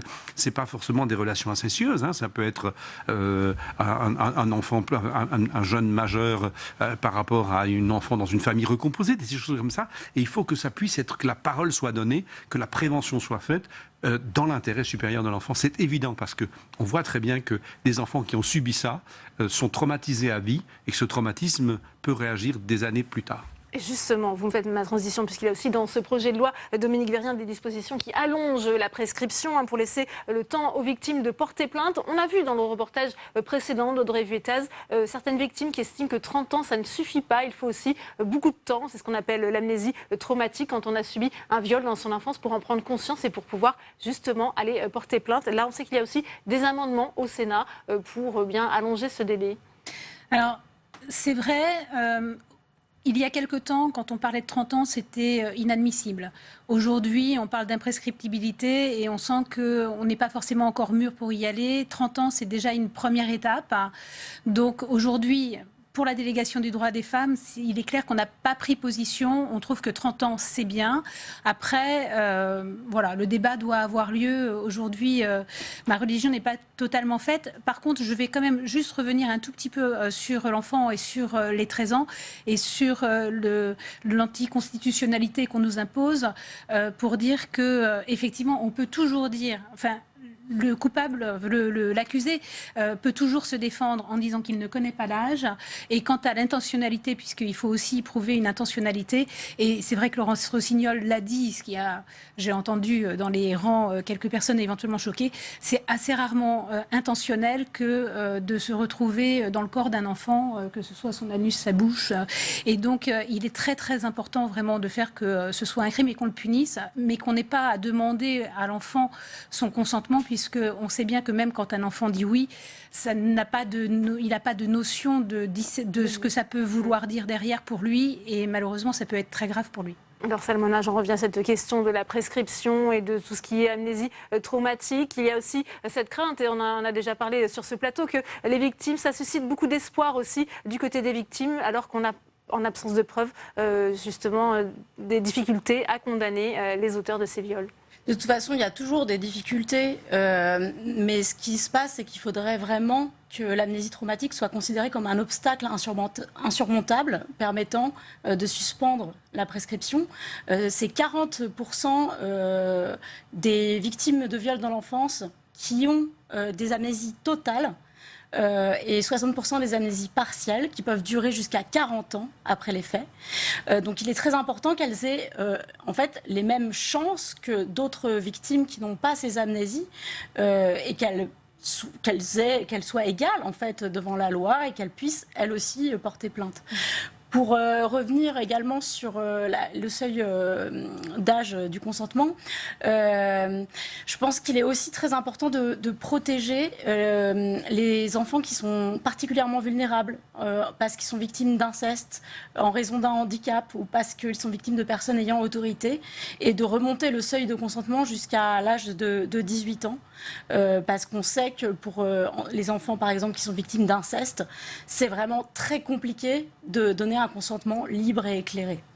Jackie Coulon, sur la question de la prescription et de l'amnésie traumatique. Oui, et évidemment, on a déjà eu l'occasion de le dire, plus le temps passe, plus les choses sont difficiles à prouver. Déjà, quand on est très peu de temps après l'infraction, parfois c'est difficile à prouver.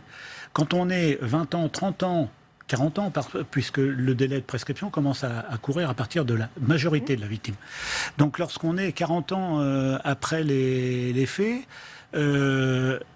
et s'il y a eu amnésie traumatique, qu'on arrive à la prouver, la difficulté, c'est que la défense tirera argument de cette amnésie traumatique pour dire il y a eu amnésie traumatique pendant tant d'années, mais est-ce qu'il n'y a pas une erreur sur ne serait-ce que l'auteur des faits?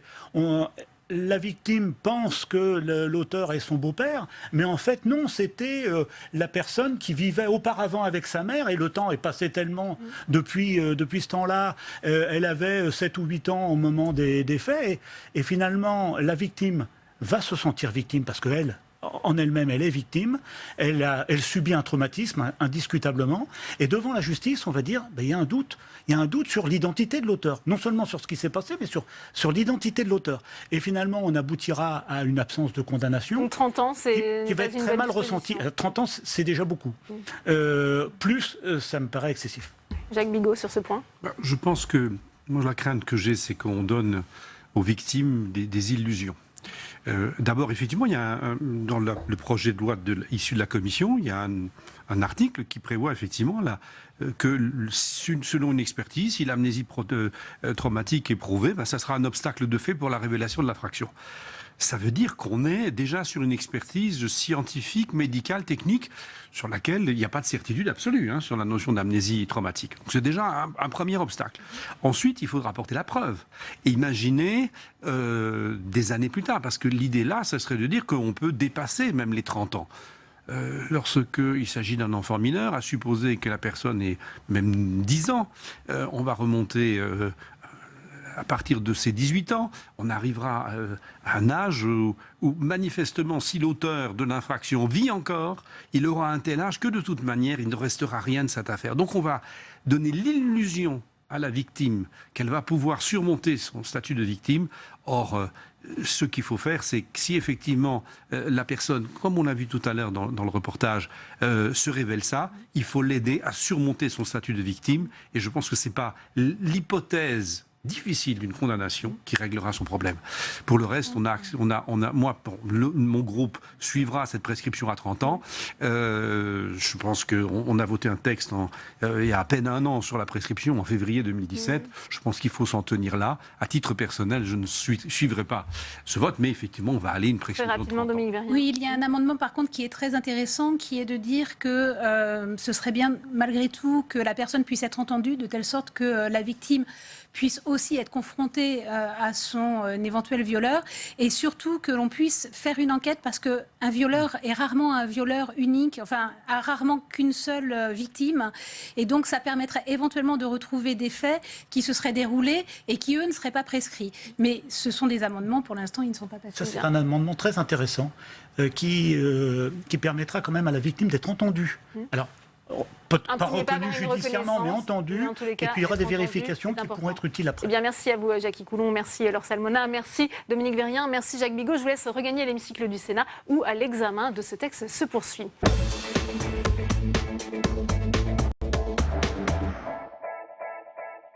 J'accueille Mireille Vanberg. Bonjour, merci d'être avec nous. Bonjour. Journaliste à l'opinion, vous êtes en charge de la protection sociale. Bienvenue à vous. Sylvie Vermeillet est également sur ce plateau. Bonjour, vous êtes sénatrice Union centriste du Jura, membre du Conseil d'orientation des retraites et vous êtes rapporteur spécial sur la mission à régimes sociaux et de retraite et pour le compte d'affectation spéciale pension. Yannick Vogt-Brenard est également avec nous. Bonjour, vous êtes sénateur socialiste de la Loire-Atlantique et puis René-Paul Savary. Bonjour, merci d'être avec nous, sénateur LR de la Marne. C'est vous qui, avec Jean-Marie Van Lerenberg, êtes allé dans ces 4 pays européens. On l'a vu, la Suède, l'Italie, l'Allemagne, pour observer les conditions finalement des réussites dans lesquelles ces pays ont mené à bien à leur réforme systémique. Comment peut-on s'en inspirer ? Effectivement, nous sommes allés voir ce que l'on pouvait faire, mais également ce que l'on ne devait pas faire. Et on voit bien qu'il existe dans chaque pays une certaine culture. Par exemple, en Allemagne, le système de réforme a été fondé sur la cotisation, surtout ne pas l'augmenter pour rester compétitif. En Suède, par contre, sur le bien-être au travail, il n'y a aucun état d'âme à augmenter l'âge de la retraite, tout le monde est d'accord, puisque quand on est au travail, on vit bien, et que le passage ensuite, avec même une espérance de vie en bonne santé tout à fait intéressante, est dans leur tête pas un problème de société, tandis qu'en France, les problèmes sont complètement différents. De même, on a vu que les systèmes complémentaires étaient en capitalisation, ce qui n'est pas le cas du tout en France. Donc je pense qu'il faut retenir qu'il y a à chaque fois un modèle, et qu'une réforme qui peut être techniquement intéressante, n'est pas forcément politiquement applicable. Yannick Vogt-Brenard, c'est vrai que la proposition des sénateurs Van Lerenberg et Savary, ce n'est pas forcément d'importer un modèle clé en main, puisqu'il y a des disparités de démographie, ça a été rappelé notamment. Quel regard portez-vous sur justement cette méthode de comparaison ? Le fait que 2 parlementaires aient regardé ce qui se passe à l'étranger pour essayer de s'en inspirer ou pas, c'est quelque chose, je dirais, une démarche qui est intéressante. C'est une démarche de 2 sénateurs qui ont pris cette initiative. Donc ça ne veut pas dire que le Sénat est d'accord avec les propositions qui seront faites.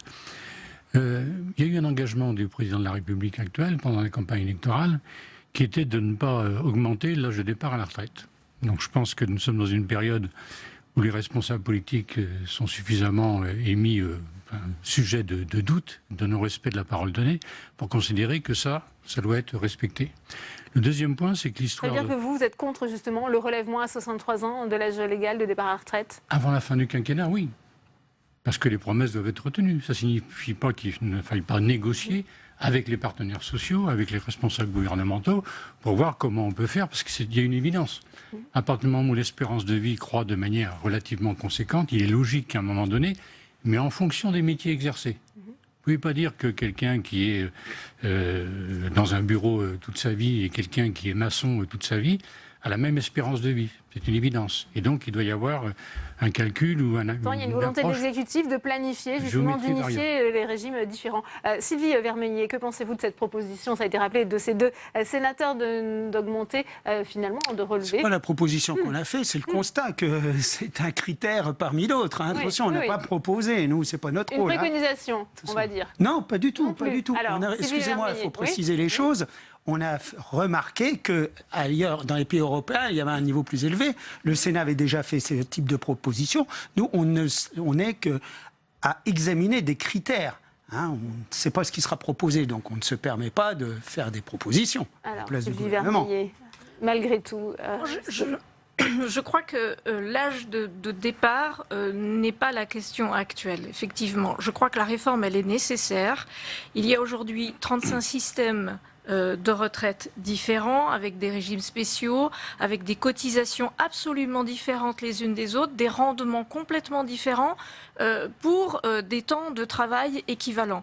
Donc la réforme, elle est nécessaire et du coup, on se rend compte en essayant d'approfondir les choses que nous avons énormément de défis techniques et sociétaux à résoudre si on aborde cette réforme de la retraite. Effectivement, ça a été abordé, la question de dire on met en place un système à points avec des rendements équivalents. Très bien. Mais alors, qu'est-ce qu'on fait des suggestions spéciales du risque, personnel hospitalier, les militaires? Comment est-ce qu'on aborde ces suggestions spéciales? C'est un des premiers points. Quel sera le niveau de la solidarité? Les minima de pension, minimum vieillesse, comment est-ce qu'on assurera tout ça?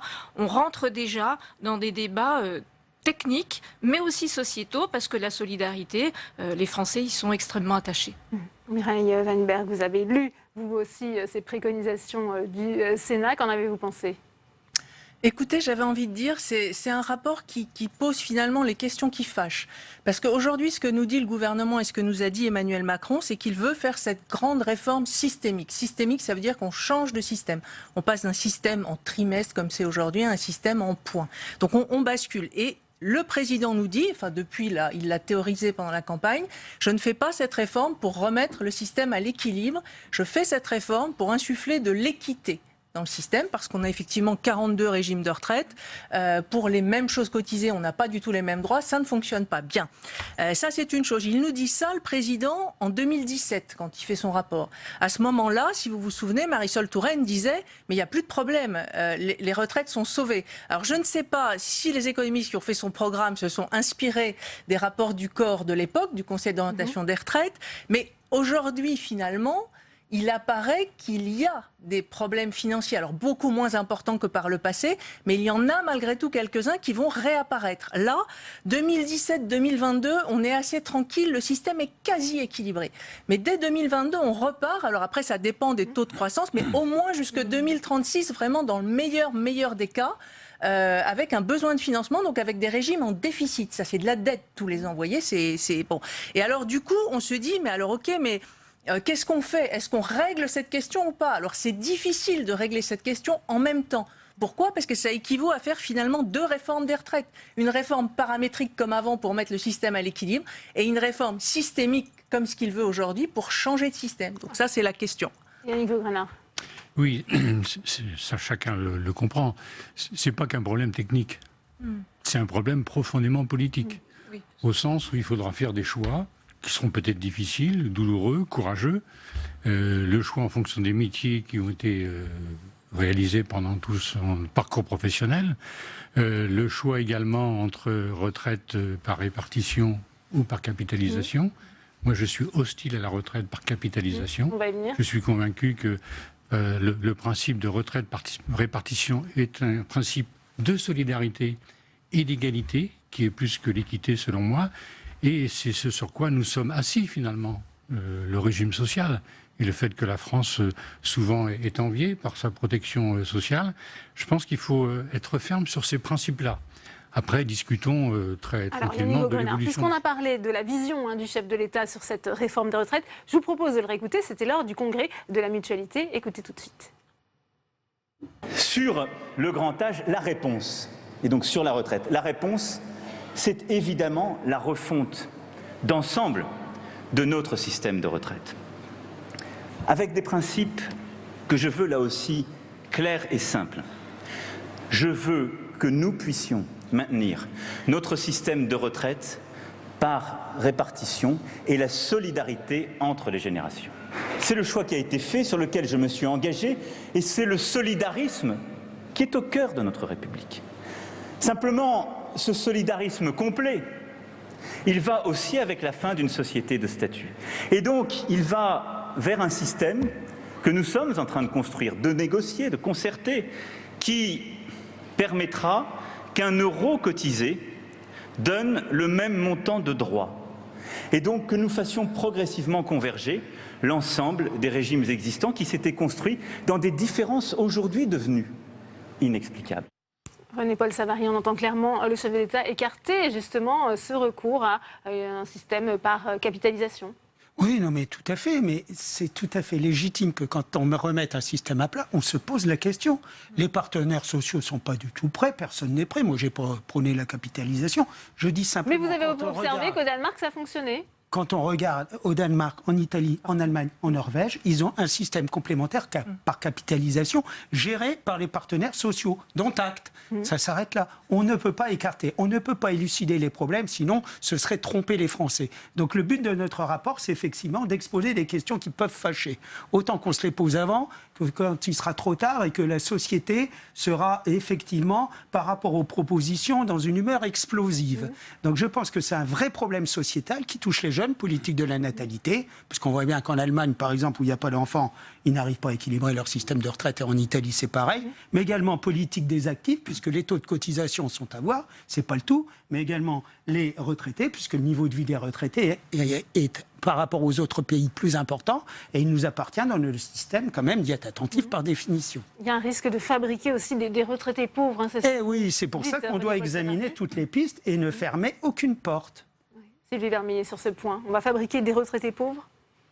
On va fabriquer des retraités pauvres, ça dépend du système qui est mis en place. Forcément, dire aujourd'hui que l'euro cotisé va donner les mêmes droits, moi je pense malgré tout qu'il y aura toujours... Alors il est prévu aussi que ce soit l'ensemble du salaire qui soit pris en compte et sur une carrière complète, plus sur une question de 25 meilleures années, a fortiori les 6 derniers mois de salaire. Donc il y aurait quelque chose de plus long et de plus global.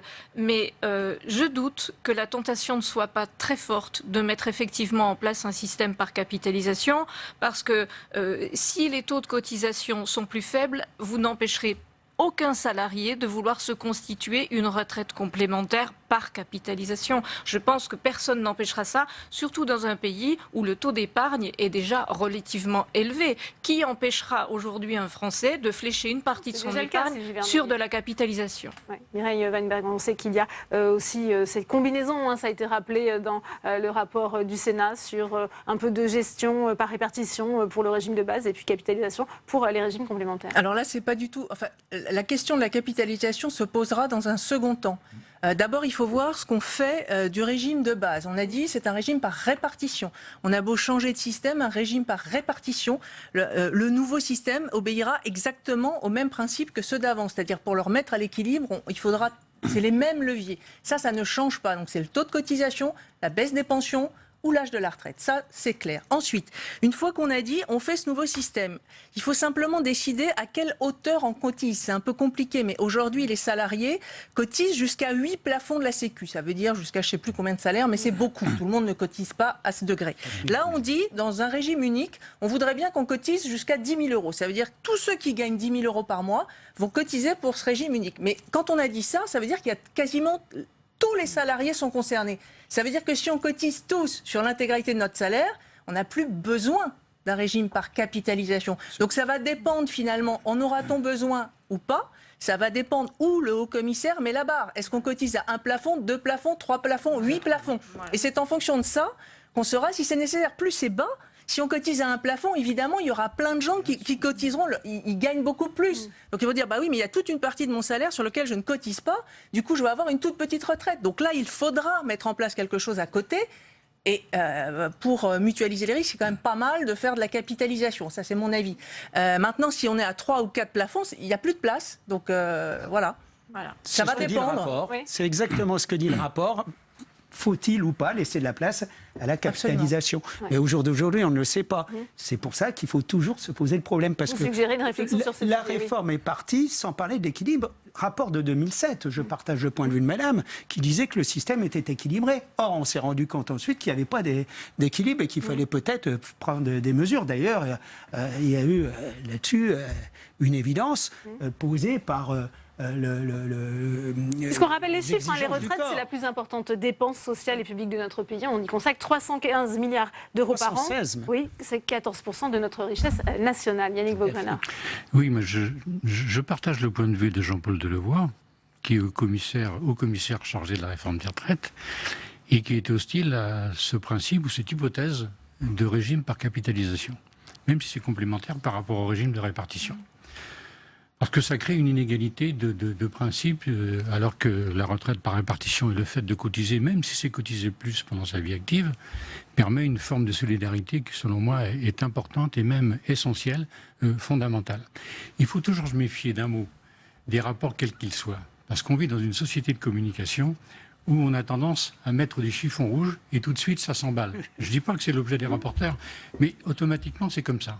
Et donc, il faut, je pense, faire. Il faut aussi anticiper, c'est ce que nous dit René-Paul Savary. Oui. Mais on peut anticiper en prenant en considération l'ensemble des acteurs sociaux, patronaux, syndicaux, les responsables politiques également, pour prendre le temps de l'échange et des discussions.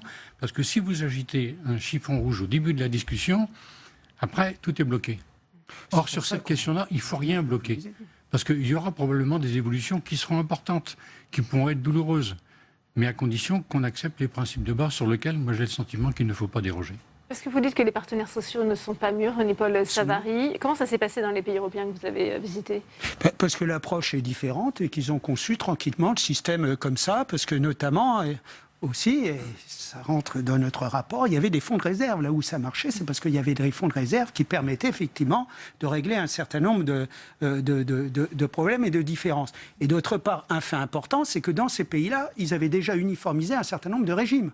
Que nous, on n'a pas uniformisé encore les régimes. C'est pour ça que la réforme est un peu plus compliquée.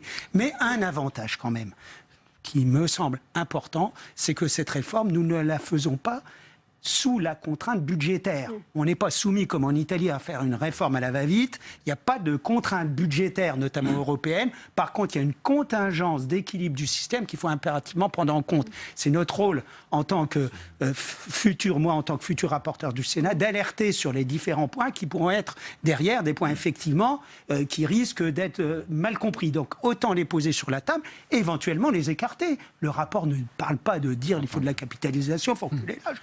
Le rapport dire simplement pose les problèmes pour éventuellement les écarter. Oui. Et parmi ce que vous constatez aussi, c'est ce système d'alerte qu'il faudrait peut-être inventer. C'est ce qui se passe en Suède. Sylvie Vermeillet, qu'en pensez-vous? Oui, alors je voudrais revenir sur un point, la question de la contrainte budgétaire. Je voudrais quand même préciser que la contribution de l'État au comblement du déficit des régimes spéciaux, qui sont en déséquilibre démographique, c'est 6,3 milliards par an, quand même. Il y a quand même ce point. Alors, il est récurrent, il se stabilise, comme ça a été dit. Mais c'est quand même un point important. L'autre chose, sur le temps que va prendre la réforme, annoncée pour juin 2019, très bien, on se dit qu'on a du temps pour faire cette réforme.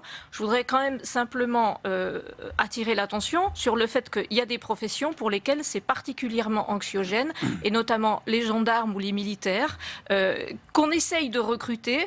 Il y a une loi de programmation militaire qui prévoit de réaugmenter les effectifs, et eux, ils ont un statut de retraite particulier, et le fait de ne pas savoir aujourd'hui à quelle sauce ils vont être mangés, entre guillemets, fait que pour recruter des militaires ou des gendarmes aujourd'hui, c'est un peu compliqué. Donc c'est très bien qu'on ait du temps pour faire cette réforme, mais le temps qu'on prend, est assez anxiogène pour certaines professions. Alors, on sait qu'il y a eu un colloque organisé ici au Sénat sur ce thème des retraites. Jean-Paul Delevoye, vous en parliez, Yannick Vaugrenard s'est exprimé. Je vous propose de le réécouter sur sa vision, justement, de cette réforme à venir. Notre projet dépasse largement la dimension purement périmétrique des retraites. C'est d'abord et avant tout un projet de société qui doit renforcer la confiance des jeunes dans le soutien qu'ils doivent apporter aux aînés, et pour les aînés, le fait d'être attentif à la qualité de vie active de nos jeunes. Et je le dis parce que les premières rencontres auxquelles j'étais amené à répondre, c'était, je peux le comprendre, des associations de retraités qui m'ont dit « Monsieur Delevoye, nous on souhaite un statut de retraité ». Ah, j'ai dit « Ça tombe bien, moi je souhaiterais un statut de jeune ». Et l'idée, c'était presque de se protéger des jeunes, en disant au nom de quoi on nous prend du pouvoir d'achat pour accompagner le pouvoir d'achat des jeunes.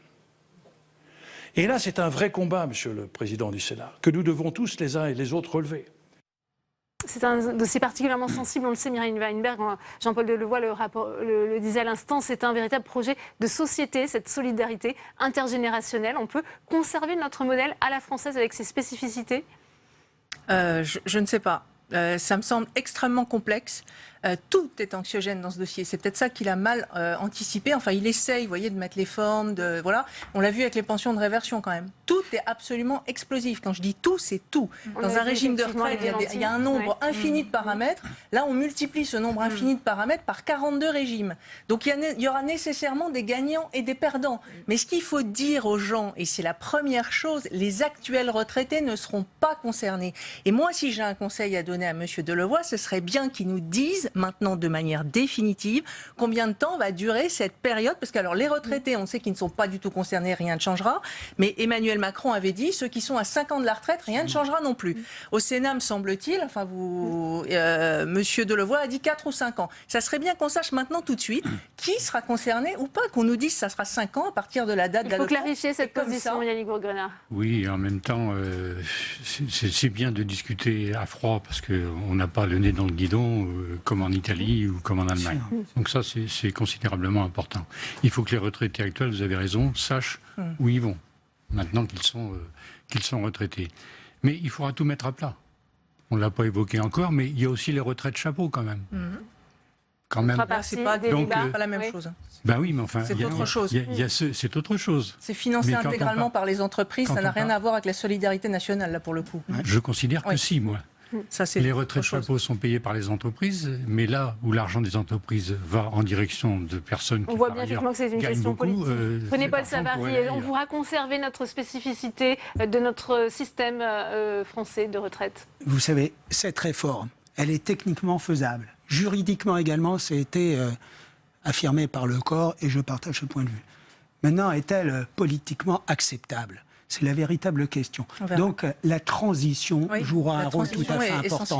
On a des garanties, on doit avoir des engagements. C'est notre jeunesse qui est véritablement en cause dans cette affaire-là. Ce ne sont pas les retraités actuels. Il nous appartient, à travers ce formidable projet sociétal, de faire en sorte que chacun puisse s'y retrouver. Merci.